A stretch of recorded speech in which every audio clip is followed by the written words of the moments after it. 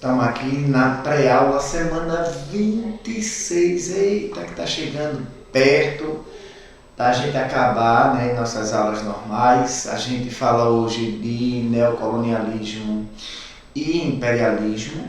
Lembrando que esse período corresponde exatamente ao momento onde os grandes países, as grandes nações, os grandes conglomerados burgueses vão começar a dominar o mundo, vão começar a dominar e a impor, né, a sua vontade no mundo.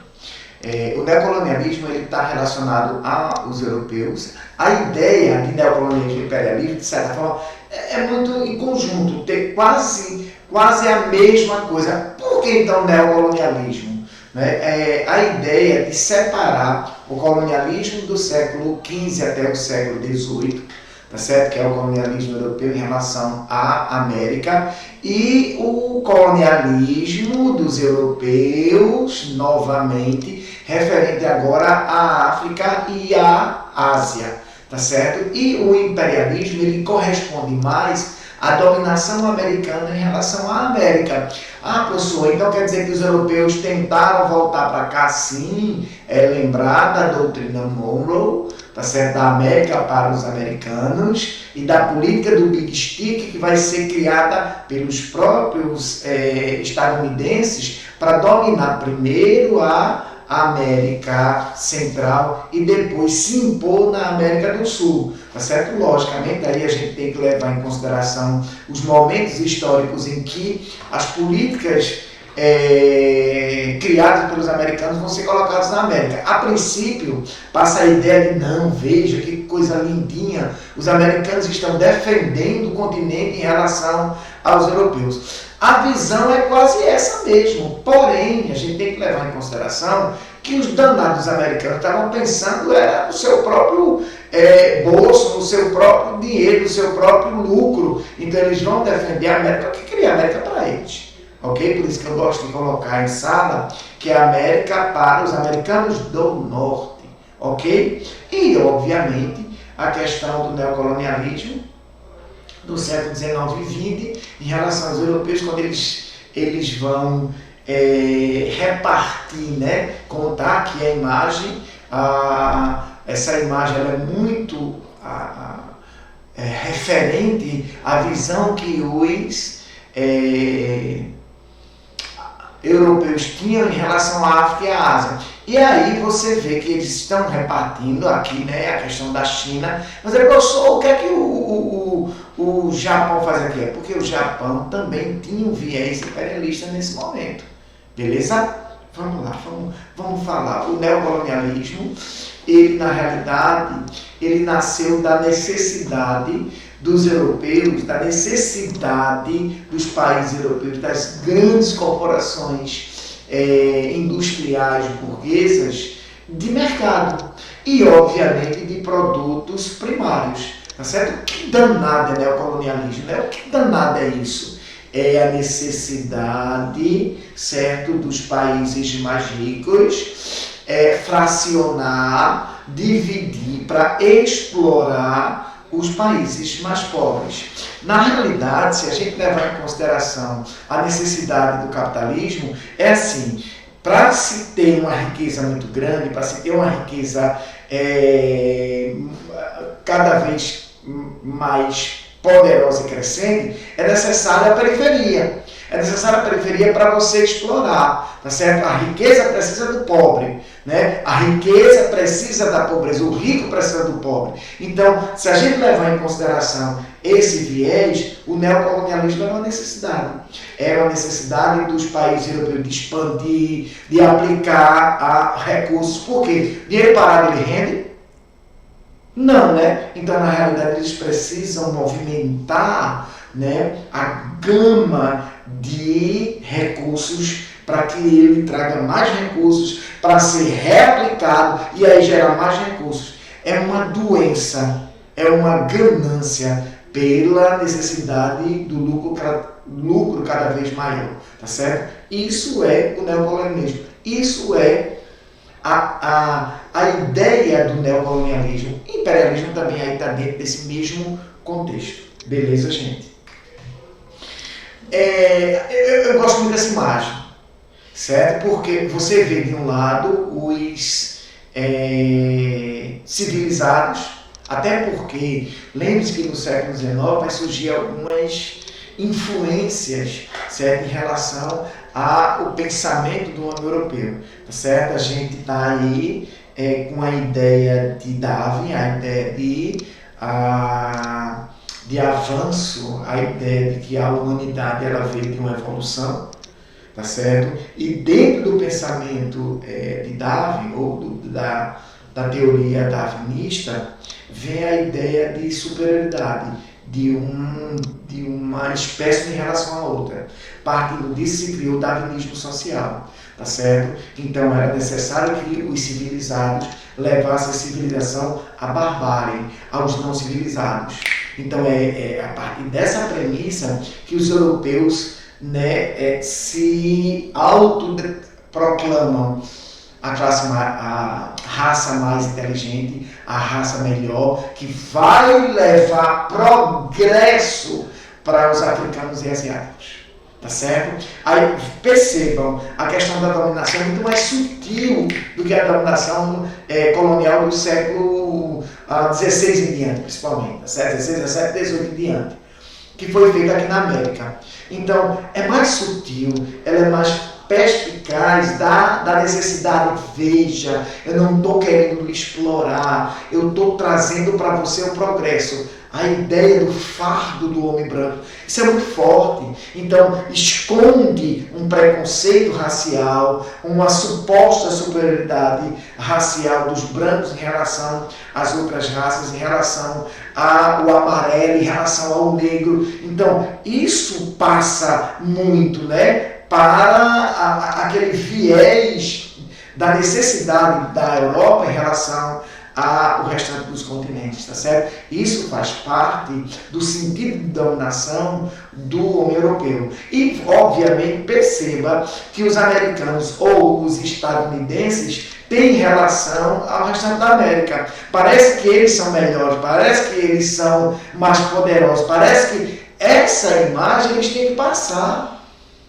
certo? A ideia de progresso do europeu em relação à África e à Ásia também vão fazer parte da ideia do progresso que os americanos queriam que nós, a América Latina, acreditássemos que eles estavam trazendo, tá certo? O destino manifesto é muito forte em relação a isso. Ok, amores? E, obviamente, eu gosto muito de um livro chamado A Veias Abertas da América Latina, que na realidade mostra claramente a intenção dos americanos, a forma de dominação, tá certo? O predomínio da ideia, o predomínio do poder bélico, o predomínio da superioridade que os norte-americanos têm em relação ao restante da América. É lógico, é claro que existe uma superioridade militar, tá certo? Uma superioridade econômica, mas não torna os americanos melhores do que nós, nem dá direito a eles de explorar, certo? O continente do jeito que eles iniciaram, né, no século XIX, e de certa forma ainda tem esse viés, né, de dominação. Claro que hoje em dia não dá para ter uma dominação tão forte, mesmo no século XX, essa dominação ela foi diferente, porque no século XIX, não se esqueçam, era a política do grande porrete, era a política do big stick, fala mansinho e meta porrada se não se aceitar a dominação. E aí a gente olha para Guatemala, a gente olha para Porto Rico, a gente olha para o Panamá, a gente olha para Cuba e percebe isso claramente, tá certo? No século XX, por conta de 1959, da questão de Cuba, isso foi bem mais sutil, certo? Então, a questão imperialista norte-americana no século XIX era mais virulenta, não é? Mais violenta, digamos assim.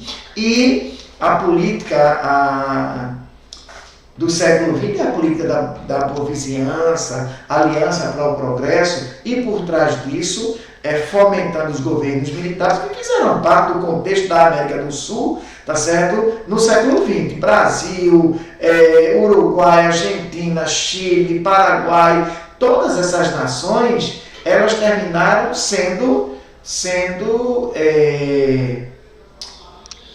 dominadas de forma bem mais sutil com as ditaduras, os governos militares que foram, né, sendo colocados na América para a dominação capitalista, o medo do comunismo, o medo, né, de uma nova Cuba, como aconteceu a partir de 1959. Os americanos não queriam de jeito nenhum que a América do Sul tivesse uma nova Cuba, beleza? Eu gosto muito dessa sequência de fatos. Veja, a doutrina Monroe, né, que vai ser criada dentro do governo do presidente Monroe, mas que na verdade, né, vai ser Quincy Adams, que era o secretário de Estado e era obviamente extremamente nacionalista, que vai moldá-la, né? A questão da preocupação dos americanos com os países latinos em relação aos poderes europeus. Na realidade, a Europa também estava passando pelo mesmo processo que passavam os americanos, que a segunda Revolução Industrial, os americanos, obviamente, dentro do contexto da Revolução Industrial, se tornavam uma grande nação e os europeus precisavam de mercado consumidores nesse momento. Então, a questão é que, veja, a gente não pode deixar os europeus voltarem para cá, a gente tem que ter a ideia de autodeterminação. Nós somos livres. É um discurso bonito, mas faz junto, tá certo? Monroe, ele vai reconhecer as novas nações, tá certo? O México, a questão da Colômbia, Peru e Chile, certo? E a partir daí, ele vai dizer, veja, a gente não pode deixar os europeus nos dominarem novamente, certo? E defende, através da doutrina Monroe, a autodeterminação dos povos. Mas o que estava por trás desse discurso era a ideia norte-americana ou estadunidense, tá certo? De dominação da América Latina. Beleza, gente? A gente retoma isso na aula da semana que vem. Eu gosto muito desse assunto, até porque a gente discute a questão, inclusive do mundo atual, né? Da ideia de, poxa, caramba, muitas vezes tem atitudes de governos e de governantes que tem muita coisa por trás e que muitas vezes a gente não percebe. Beleza? Vamos para as questões. Vejam, a eugenia, tal como originalmente é concebida, era a aplicação de boas práticas de melhoramento. É lasca, né, gente? Vê lá. O que é eugenia? A eugenia, na realidade, é você eliminar aqueles mais fracos.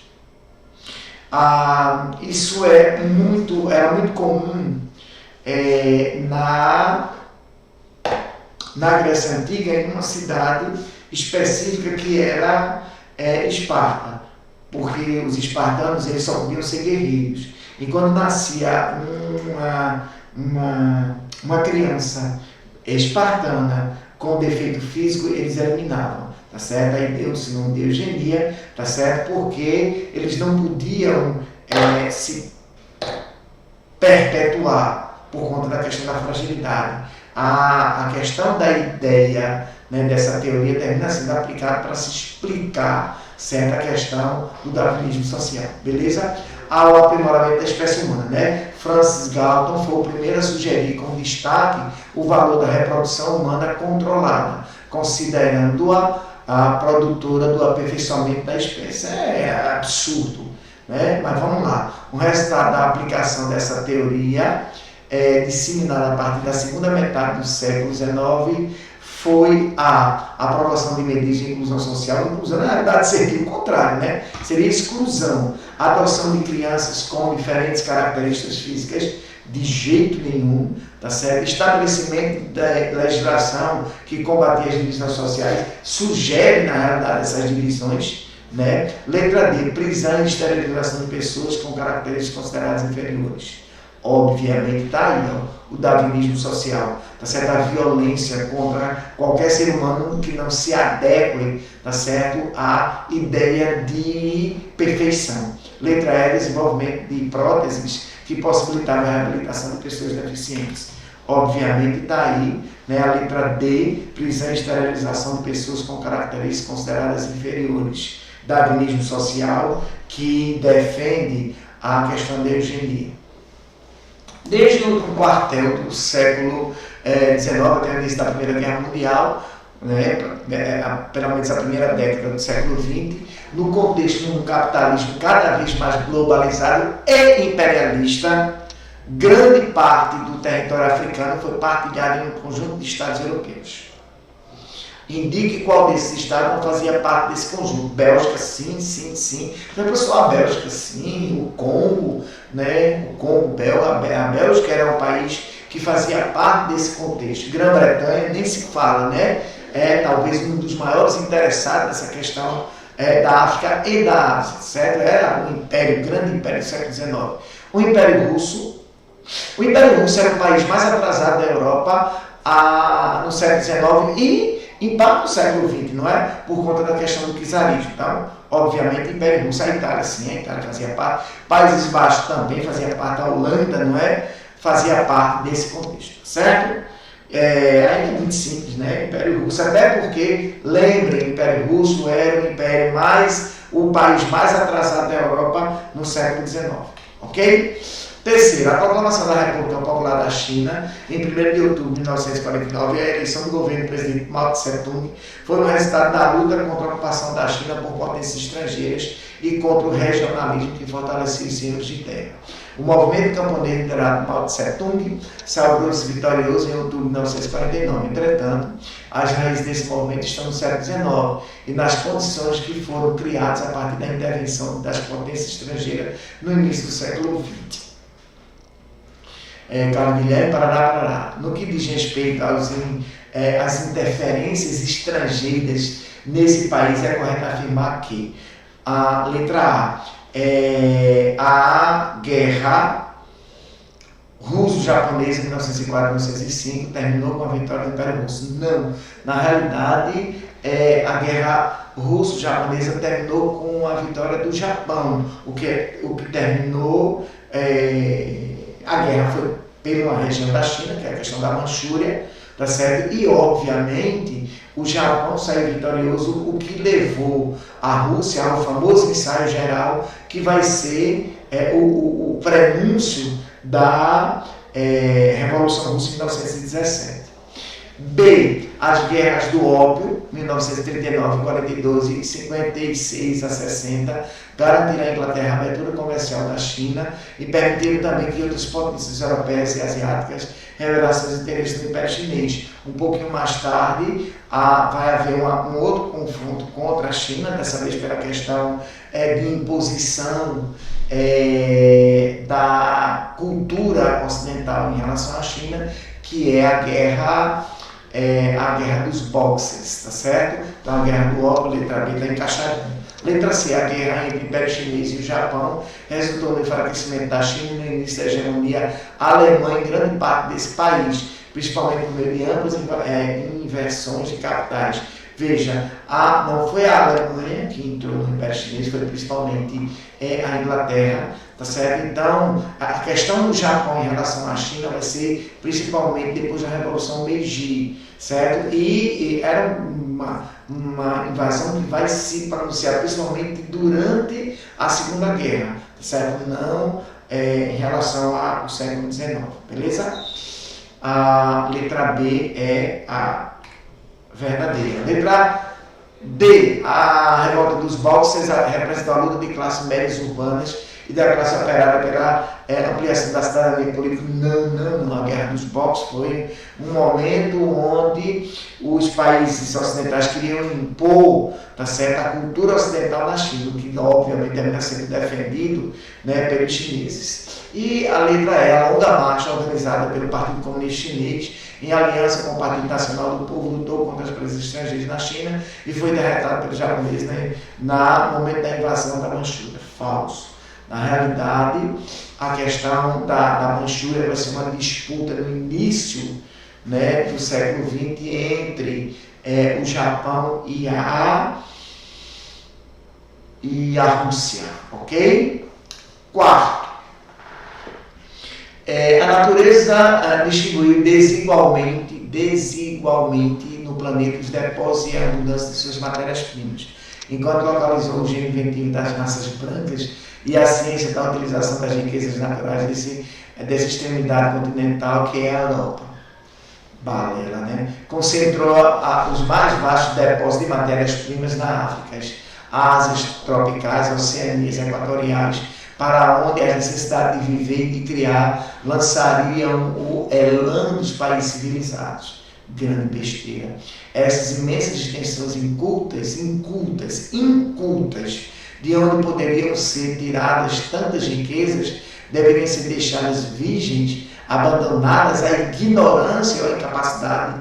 A humanidade total deve poder usufruir da riqueza total espalhada pelo planeta. Esta riqueza é o tesouro comum da humanidade. Não estou defendendo aqui o nacionalismo barato, tá certo? Mas é só a gente olhar para a Amazônia hoje, né? Porque não estou defendendo o nacionalismo barato não, viu? Mas de certa forma isso vai emoldurar, tá certo? A ideia de nacionalização da Amazônia. Não estou defendendo nacionalismo barato, tá certo? O texto acima é um documento que se refere ao imperialismo, também conhecido como colonialismo, ou neocolonialismo. Gosto da palavra colonialismo. Ou, vá lá, colonialismo contemporâneo, cara. Porque quando coloca colonialismo, o aluno termina relacionando ao século XV, do século XV ao século XVIII, o que pode fazer com que ele tá certo? Marcado pelo processo de expansão das potências industrializadas, da segunda revolução industrial. A partir dele e de seus conhecimentos sobre o imperialismo, marque a alternativa correta. Letra A. Grande parte do mundo ainda não conhecia as avançadas técnicas de produção fabril, nem tinha conhecimento para explorar as riquezas do seu território, e por isso estabeleceram parcerias com os principais europeus em troca de aprendizado. Isso é preconceito raiz, na veia, tá certo? Tem nada a ver. Letra B. As potências industriais europeias, na segunda metade do século XIX, já em avançado estado de industrialização, tinham consciência de que precisavam expandir seus investimentos para outros territórios, na intenção de modernizar e civilizar áreas do globo habitadas por povos incultos. Veja, primeiro nós não somos incultos. Eu sou americano, não sou inculto não, tá certo? Os nativos, se a gente levar em consideração o Império Inca, o Império Azteca, tá certo? Não era inculto de jeito nenhum. Na África tinha uma capacidade de conhecimento muito grande, então não são incultos. Falsos, também é preconceito. Letra C. Os políticos e intelectuais europeus cumpriam uma missão civilizatória em diversos territórios do globo, pautado em valor. Vai? Tem nada a ver, preconceito também. Letra D. As nações imperialistas, cuja produtividade fabril era intensa, em especial depois de 1870, principalmente depois da segunda revolução industrial, começaram a estabelecer trocas comerciais com os territórios ainda inexplorados, vendendo-lhes produtos industriais e comprando os matérias, distribuindo assim riqueza e conhecimento. Aparentemente parece, não é? Distribuindo, na realidade eles... Olhem para a África hoje. Olhem a África, a olhos nus a gente vê a peste da riqueza que eles deixaram lá, certo? E na América é um pouquinho diferente, porque a exploração, certo, foi, principalmente a América como um todo, certo? A questão do colonialismo foi do século XV ao século XVIII. Mas olhe para a América Central hoje e veja a peste do imperialismo norte-americano. Enfim. Letra E. A expansão e exploração europeia sobre os imensos territórios do mundo correspondia às necessidades do capitalismo industrial em expansão e tinha por base discursos justificadores, alguns deles fundamentais na nação de superioridade racial e na suposta missão civilizadora, que nunca existiu. Veja que está entre aspas. Letra E. Ok? Eu estou calmo.